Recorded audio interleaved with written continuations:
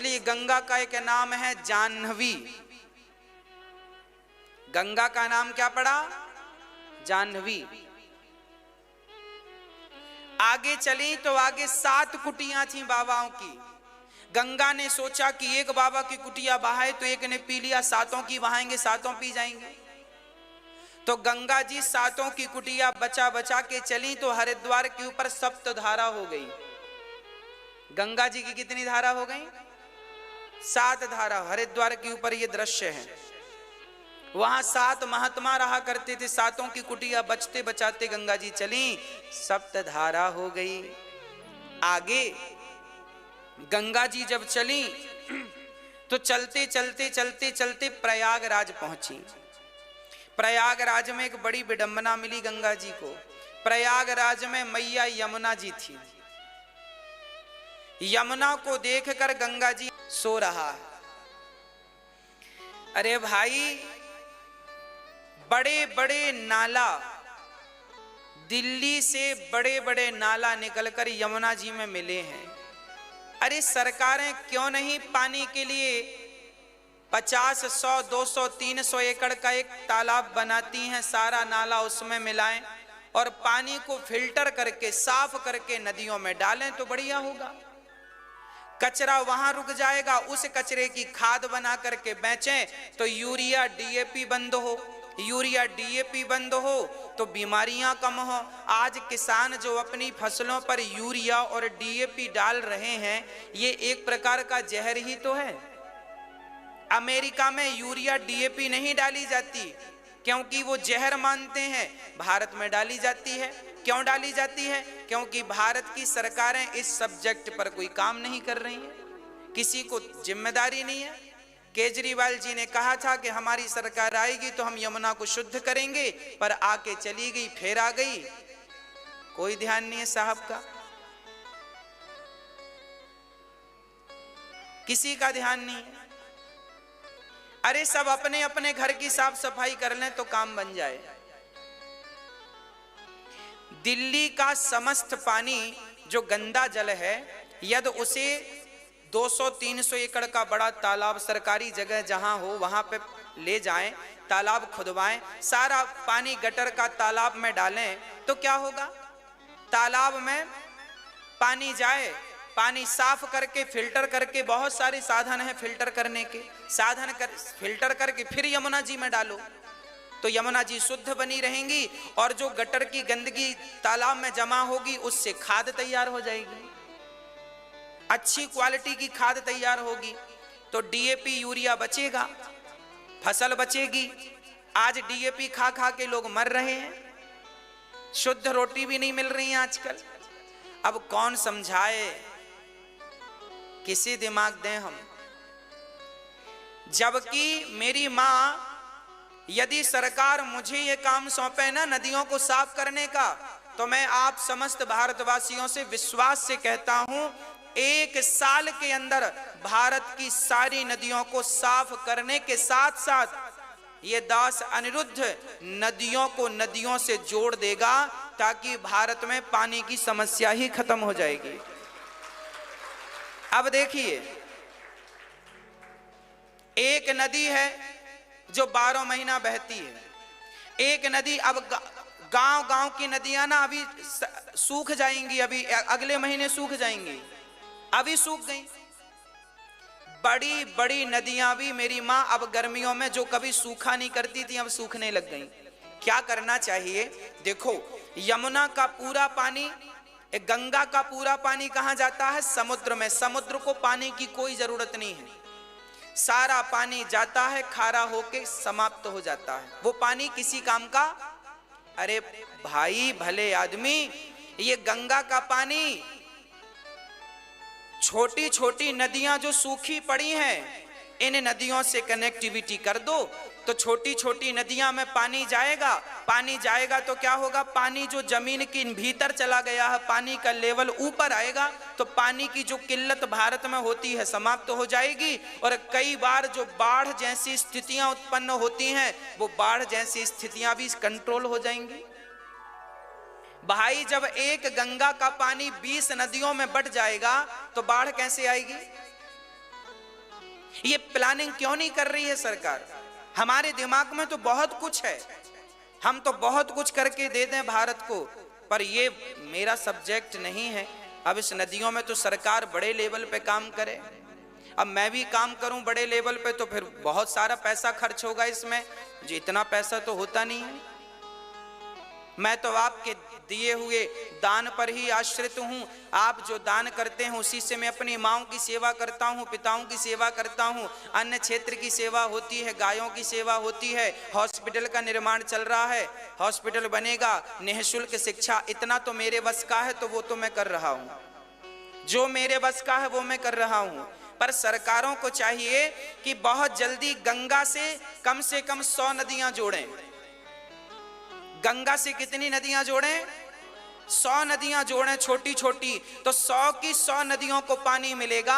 और विचार करो कि 100 नदियों में जब पानी होगा तो फिर फसल कितनी होगी? करोड़ों एकड़, लाखों करोड़ों एकड़ खेत सिंचित तो हो जाएंगे कि नहीं? और सुनो, ये जो पानी की दिक्कतें हैं, किसान लोग जबरदस्ती बोर करते हैं, होल करते हैं और पानी निकालते हैं। अरे भाई किसान भी क्या करे, पानी तो चाहिए ना, नदियां सूख गई तो पानी तो जमीन से निकलेगा। अरे भाई इसलिए जमीन से पानी ना निकालना पड़े, नदियों को ही उपयोग में लो। सूखी पड़ी हैं, किस काम की हैं? सरकार ने नहर बनवाई है, बढ़िया प्रोजेक्ट है नहरों का, पर नदियों को नदियों से जोड़ा जाए तो ज्यादा अच्छा है। ये जो वेस्ट पानी, गर्मियों में करोड़ों लीटर पानी रोज जो गंगा का जाके समुद्र में मिलता है, इसे रोकना चाहिए। यमुना का पानी, यमुना से ही कम से कम 50, 70, 80 नदियां निकलनी चाहिए। नदियां हरी भरी होनी चाहिए। नर्मदा से बहुत सारी नदियां हरी भरी होनी चाहिए, सूख जाती हैं। जैसे फॉर एग्जाम्पल नर्मदा से क्षिप्रा को जोड़ा गया। मध्य प्रदेश की सरकार ने एक बढ़िया काम किया है, नर्मदा नदी को क्षिप्रा नदी से जोड़ दिया। क्षिप्रा नदी सूख जाती है, पानी नहीं होता, पर नर्मदा का पानी उसमें छोड़ दिया जाता है तो बढ़िया हरी भरी होती है, चारों तरफ किसान लाभ लेते हैं। अर्थात एक नदी में पानी आने से लाखों किसानों को लाभ होता है, लाखों किसानों का काम बनता है। सरकार ये छोटे काम है, बहुत बड़े काम नहीं है। 5 साल के अंदर मैं, यदि सरकार मुझे जिम्मेदारी दे, 5 साल के अंदर मैं इन सारे सब्जेक्टों में काम करके बंद करके इससे आगे की प्लानिंग चालू कर दूंगा। ये केवल 5 साल के हैं, पर देश की आजादी 70 साल की हो गई, अभी तक इन विषयों में कोई काम नहीं हुआ, किसी का ध्यान नहीं है। नदियां गंदी हैं, नदियां गंदी, इन्हें साफ करने का काम मैं 1 साल में, सरकार मुझे टेंडर दे तो मैं 1 साल में साफ कर दूं। 1 साल लगेगा मुझे काम करने में, ओनली 1 वर्ष। 1 साल में भारत की समस्त नदियां, एक नहीं समस्त नदियों को मैं साफ करने की ताकत रखता हूं। प्लान मेरे यहां खोपड़ी में है, पर है अब किसे दूं, किसे दे दूं जाके, कौन सुनता है? और ये डीएपी और जो किसान लोग यूरिया उपयोग करते हैं, यूरिया और डीएपी में तो मैं ताला लगवा दूं और अपने किसानों को भारत की शुद्ध खाद दूं, केंचुए वाली, ताकि फसल इससे भी ज्यादा, यूरिया और डीएपी कितनी फसल देगी? अरे दुगनी फसल होगी यदि केंचुए वाली खाद किसानों को मिलने लग जाए तो। केंचुआ जानते हैं ना, केंचुए वाली खाद यदि मिलने लग जाए तो किसान की फसल दोगुनी हो जाए और शुद्ध मिलेगा भारत में। पर कौन काम करेगा? हम तो चाहते हैं, पर अब कौन काम करे? लोग तो हमें समझते हैं कि महाराज जी केवल कथा सुनाना जानते हैं। अरे भाई, कथा तो सुनाते हैं आपको भगवान की, पर अपने देश से प्यार करते हैं तो अपने देश में क्या अच्छे से अच्छा हो सकता है, इस पर भी विचार करते रहते हैं कि यदि ये हो जाता तो देश में ये अच्छा होता। इसलिए हमने 1 करोड़ पेड़ लगाने का संकल्प लिया है। 1 करोड़ वृक्ष लगाएंगे। और आप विश्वास रखिएगा मेरे भारतवासियों, यदि ये शरीर में श्वास बची तो मैं वह काम भी करूंगा जो कह रहा हूं। कुछ नदियों को तो कुछ नदियों से जोड़ूंगा ही सही, नहीं तो बड़े बड़े तालाब जरूर बनवाऊंगा ताकि कुछ पानी तो बचे, कुछ पानी तो हम जितना पिए हैं इस भारत माटी का, भारत भूमि का, उतना पानी बचाकर अपनी भारत माता को तो दें, ये तो ऋण अदा करें। सरकार केवल राजनीतियां करती हैं, सब अपनी रोटी सेकने में लग गए। अरे भाई कुछ भारत माँ के बारे में सोच लो, पानी बचा लो, नदियों को साफ कर लो, पेड़ पौधे लगवा दो, बस बढ़िया है सब। भ्रष्टाचार कम कर लो थोड़ा सा। अब क्या कहें, अन्ना हजारे जी आए थे, पता ही नहीं चला कहां चले गए अन्ना हजारे जी। भ्रष्टाचार, हम भी सोचे थे भाई अन्ना हजारे जी की टीम में सम्मिलित होंगे, अच्छे आदमी अन्ना हजारे जी, पता नहीं कहां चुपचाप बैठे हैं, आती नहीं, अब आवाज ही नहीं निकल रही है। देखो भले आदमी जब कुछ अच्छा विचार करता है ना तो विचार तो कर लेता है आदमी, अच्छे अच्छे सपने तो दिखा देता है, पर उन सपनों को साकार कराना बहुत कठिन है। हाँ या ना? अन्ना हजारे जी ने अच्छे अच्छे सपने दिखाए थे, भारत को भ्रष्टाचार मुक्त होगा, हम भी सपोर्ट करते थे अन्ना हजारे जी का, पर अब हमें ढूंढ ही नहीं मिल रहे हैं। कहां ढूंढने जाए अन्ना हजारे जी को, लापता है। अच्छे व्यक्ति को आना चाहिए समाज में, अच्छी आवाजें लगाना चाहिए, अच्छे काम करना चाहिए। अरे हर अच्छा व्यक्ति चुप होके बैठ जाएगा तो कौन सोचेगा अपने भारत के बारे में, कौन आवाज लगाएगा?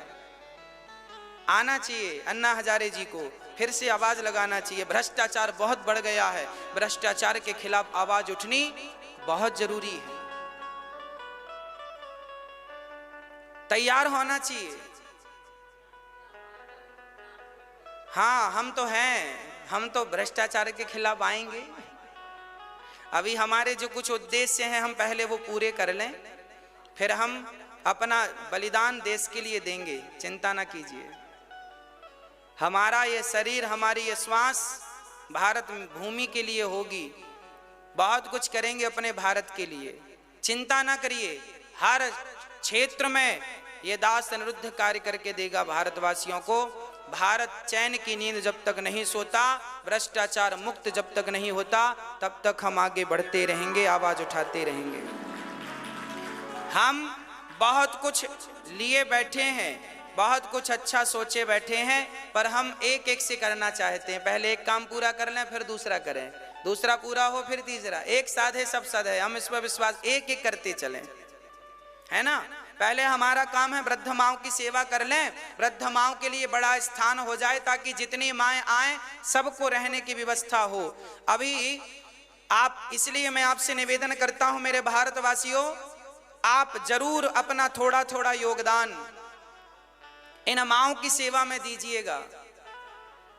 बहुत कुछ होना है भारत के लिए, बहुत कुछ अच्छा होना है भारत के लिए। हाँ जरूरी है, कोई तो देश में आवाज लगाने वाला हो। वृद्ध माओं की सेवा आपको हमको मिलके करना है, वृद्ध पिताओं की सेवा करना है। ये दास आपसे यही निवेदन करेगा कि आप भी इन वृद्ध माओं की सेवा से जुड़ें, आप भी किसी एक माँ को गोद लें, आप भी किसी एक माँ का सहारा बने। हमने यहाँ पर एक जगह देखी है, बहुत बढ़िया जगह है।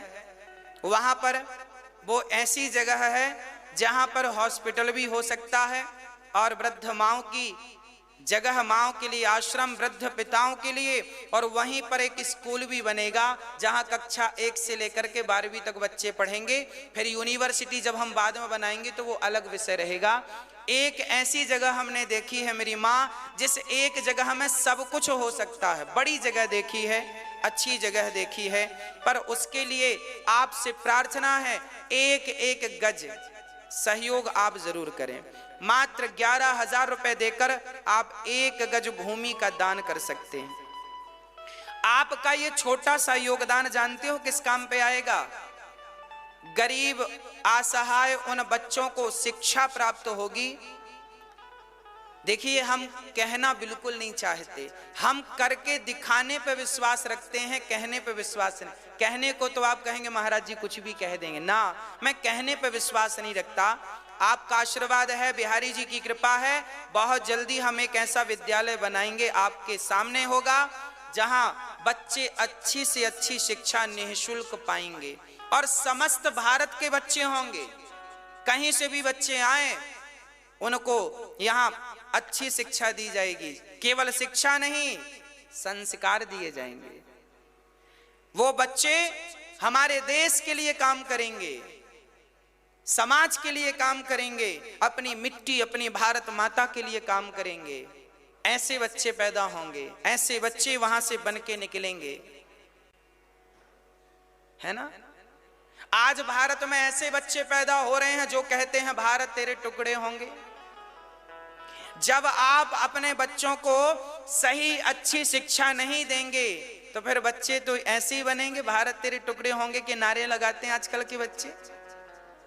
तो हमारे बच्चे कैसे हो सकते हैं? एक बच्चे ये हैं जो ये कहते हैं कि भारत के टुकड़े होंगे।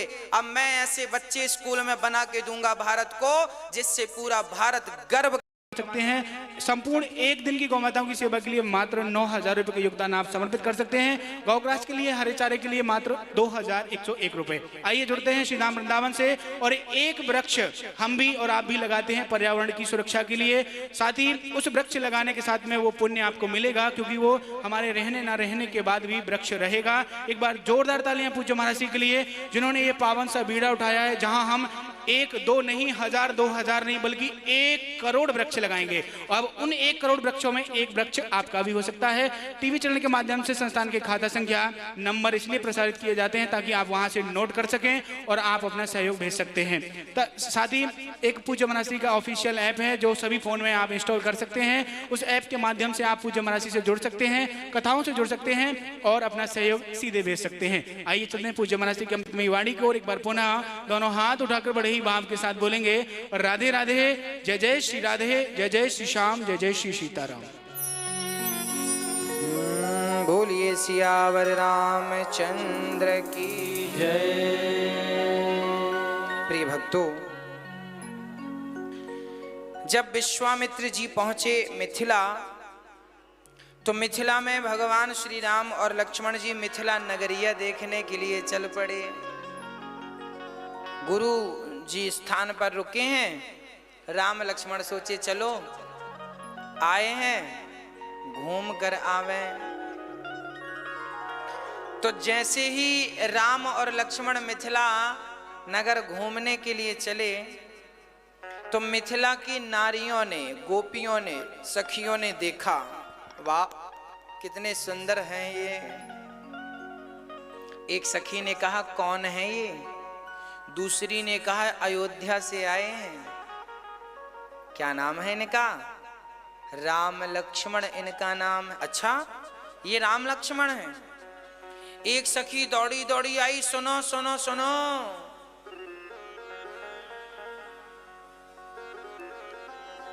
इनसे बच के रहना।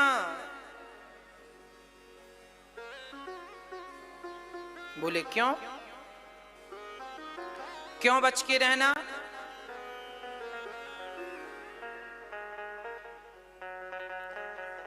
बोले ये कोई प्रसाद वगैरह दें तो मत खा लेना। क्यों? इन्होंने खीर वीर तो नहीं खिलाई तुम लोगों को? सखियां बोली क्या हुआ बता तो सही, क्यों ऐसा बाहर आ गई है, पागल हो गई है, क्यों पूछ रही है? सखियों से कहा सुनो, ये अयोध्या के हैं राम, इनके हाथ से कुछ खा मत लेना धोखे से। क्यों? अब राम लक्ष्मण धीरे धीरे चलने लगे। ये ऐसा क्यों बोल रही हैं? राम लक्ष्मण घबरा गए। राम राम राम, हमारे बारे में यहां हल्ला क्या चल रहा है? सखियां बोली बोल तो सही, क्यों ना खाएं? अरे ये उस नगर के राजकुमार हैं जिस नगर में बच्चा पैदा करने के लिए बाप की जरूरत पड़ती ही नहीं है। क्या बकवास कर रही है? हाँ, ये जो राम लक्ष्मण घूम रहे हैं मिथिला में, ये बाप से पैदा नहीं हुए। अच्छा, फिर कैसे हुए? अरे इनके पिता ने यज्ञ कराया था, खीर खाने से, सुना है अयोध्या में खीर खाने से बच्चे पैदा हो जाते हैं। ये खीर वीर खिलाए तो मत खाना।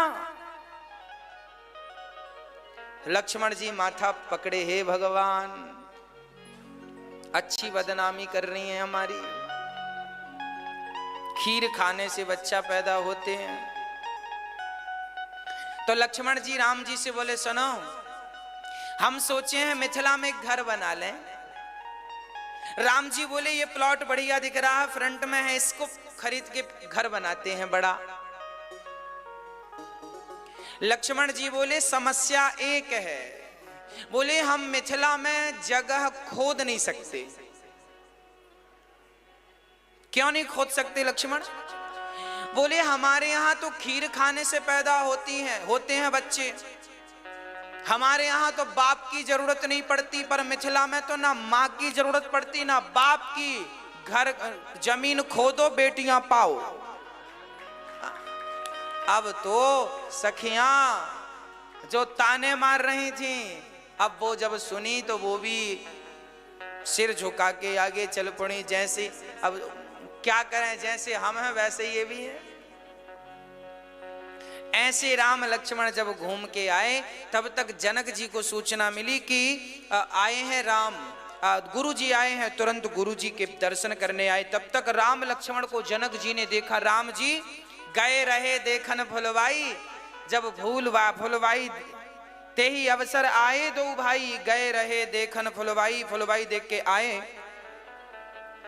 जब आए तो जनक जी ने राम लक्ष्मण को देखा, दंग रह गए। हे भगवान, जनक जी भूल गए कि मैंने कोई प्रतिज्ञा ली है। जनक जी ने प्रतिज्ञा ली है, जो धनुष तोड़ेगा वही मेरी बेटी का पति बनेगा। जनक जी बोले, हे भगवान, मैंने पहले इन्हें देख लिया होता तो ऐसी प्रतिज्ञा ना करता। बड़े पश्चाताप करने लगे। गुरु जी ने कहा, जनक जी क्या हुआ? बोले, कुछ नहीं, हमारा विचार कुछ हो रहा है। क्या? जनक जी रहने की व्यवस्था करते हैं। रात हुई तो गुरु जी के चरण लक्ष्मण जी दबा रहे हैं, राम जी दबा रहे हैं। जब गुरु की सेवा हुई तो राम जी विश्राम करे तो लक्ष्मण जी राम के चरण दबा रहे हैं। कितनी बढ़िया बात है। बिना चरण दबाए लक्ष्मण जी की कोई एक रात ऐसी नहीं गई जो बिना चरण दबाए लक्ष्मण जी ने सोए हों। आगे सुबह हुई, जब चर्चा हुई, गुरुजी ने स्नान किया। लक्ष्मण जी राम जी बोले, चलो पुष्प वाटिका चलते हैं, पुष्प तोड़कर लाते हैं। राम जी चले पुष्प वाटिका पुष्प तोड़ने के लिए। और जब पुष्प वाटिका से पुष्प तोड़ने चले तो वहां एक अद्भुत दर्शन हुआ। वहां पुष्प तोड़ रहे थे राम जी, तभी संयोग से वहां सीता जी आ गई सखियों के साथ। एक सखी अलग हो गई सखियों के साथ, बोली चलो हम बगीचा देखकर आए। वो उर्मिला थी। एक सखी सिय संग विहाई, गई रही देखन फुलवाई, ते ही दो बंधु बिलो की जाई। जब उसने देखा कि सुंदर पुरुष हैं राम लक्ष्मण, दौड़ी दौड़ी गई, सीता सीता क्या हुआ? अरे देख तो आज कौन आया है। कौन? हाथ पकड़ के ले आई। और सिया जी जब राम के सामने आई तो नजर मिली राम से। राम ने सिया को देखा। आज पहली बार राम जी किसी नारी को देख रहे हैं और पहली बार सिया जी किसी पुरुष को देख रही हैं। दोनों एक दूसरे को देख रहे थे। लक्ष्मण जी राम को देख रहे हैं। फिर नजर गई सिया जी की तरफ तो लक्ष्मण जी ने सिर झुका लिया। भैया भाभी देख रहे हैं, हम क्यों देखें? हाँ, लक्ष्मण जी तो राम के चरणों को देखने लगे।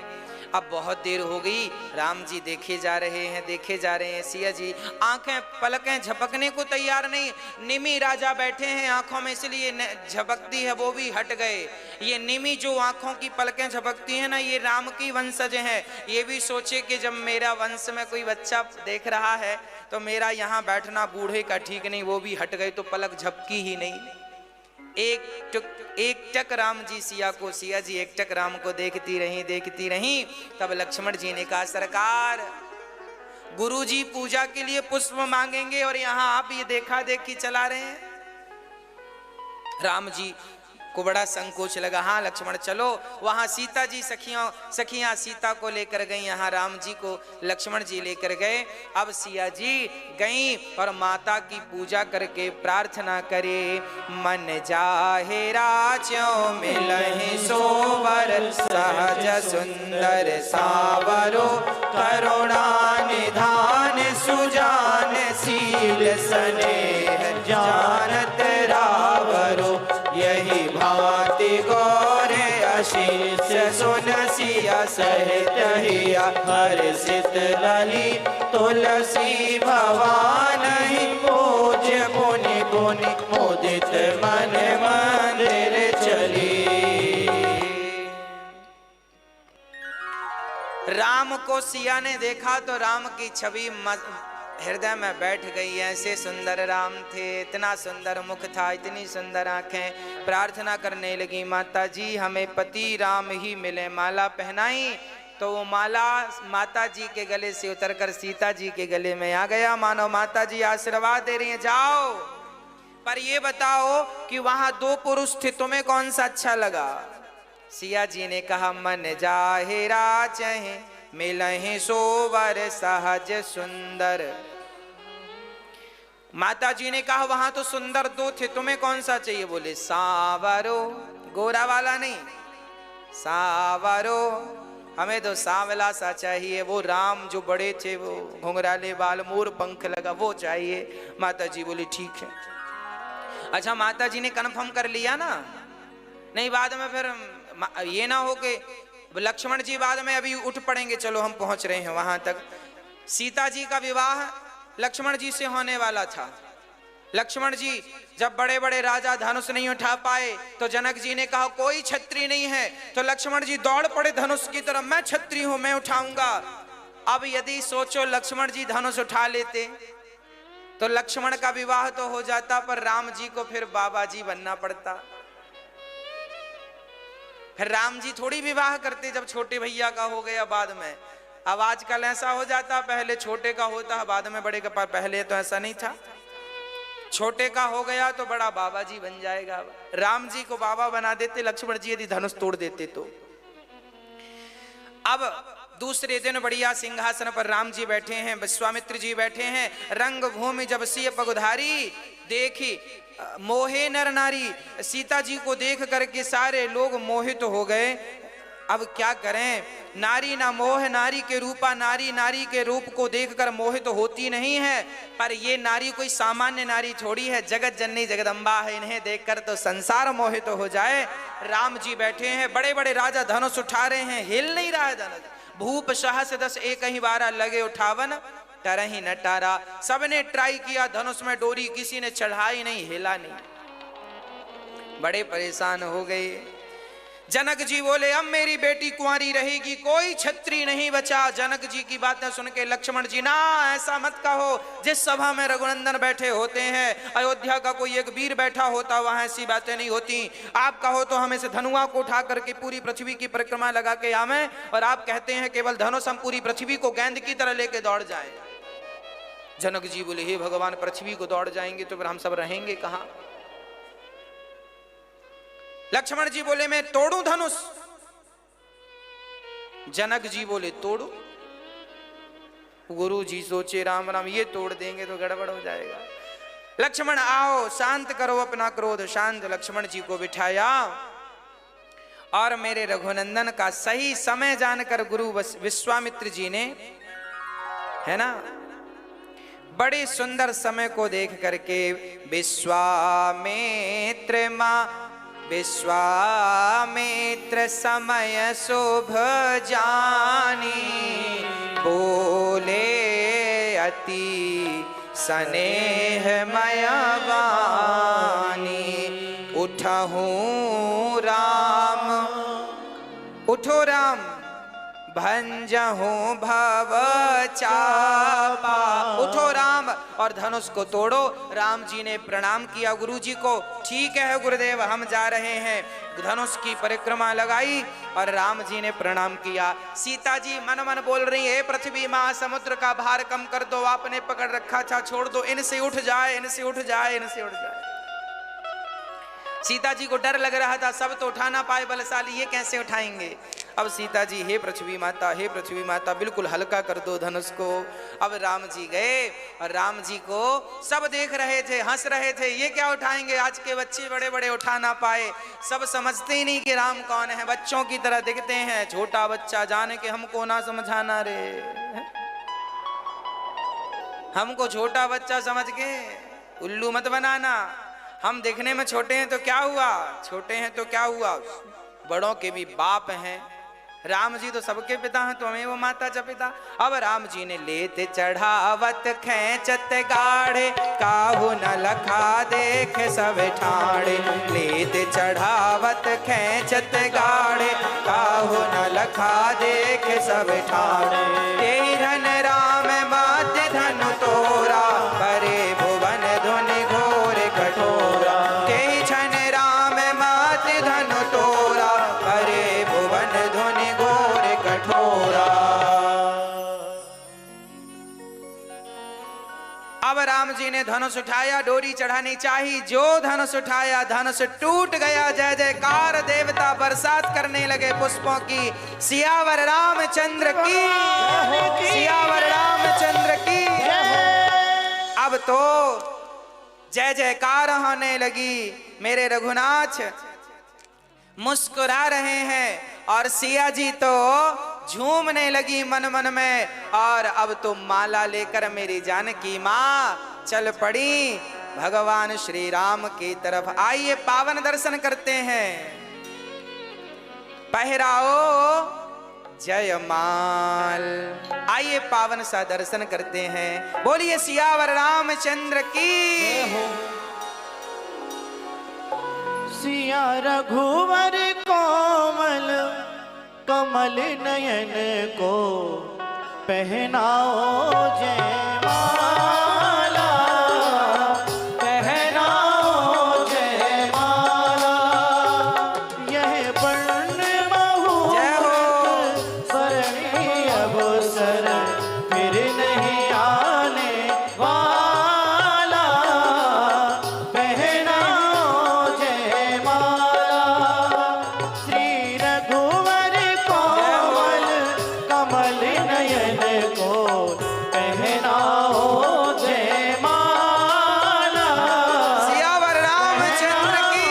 जयमाला। अब राम जी ने माला पहनाया। मंगलम भगवान विष्णु, मंगलम गरुणध्वज, मंगलम पुंडरीकाक्षात्, मंगलाय तनोहरि। बोलिए राजा रामचंद्र भगवान की जय। अद्भुत दर्शन। राम जी का विवाह हुआ। आगे की चर्चा कल।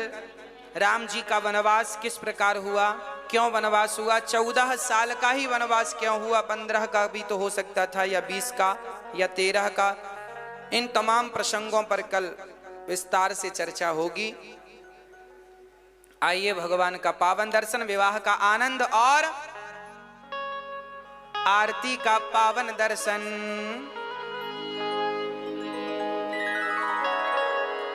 हाँ,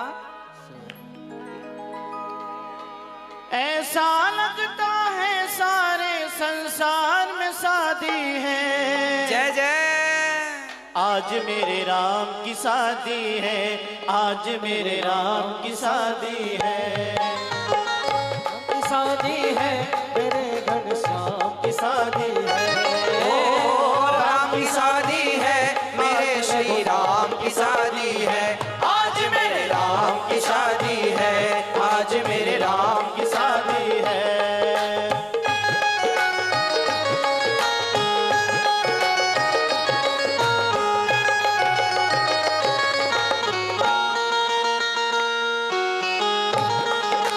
जय जय।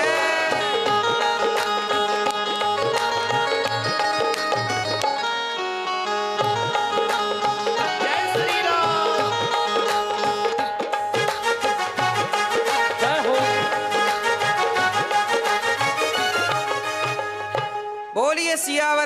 रामचंद्र की। दशरथ जी के यहाँ पत्रिका भेजी गई, बारात